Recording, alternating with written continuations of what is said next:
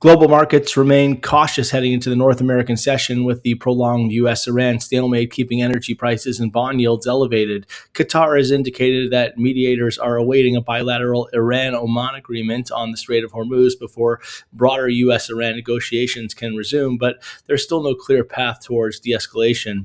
Oil remains supported after a vessel was reportedly struck while leaving the Strait of Hormuz.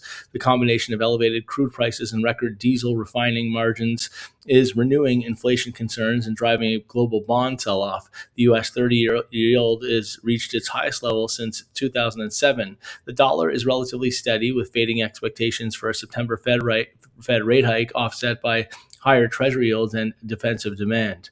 German investor sentiment improved in August, particularly across the automotive, chemical, and engineering sectors. However, the ZEW Current Conditions Index remained deeply negative, highlighting the continued weakness in the underlying activity. Sterling has underperformed after UK labor data showed further cooling. The report reduces the urgency for additional Bank of England tightening, even as policymakers continue to monitor energy price-driven inflation risks.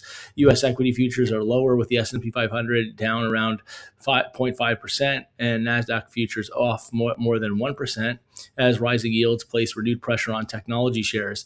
Dow futures are closer to flat, helped by Home Depot after the retailer beat second quarter expectations and maintained its full-year outlook.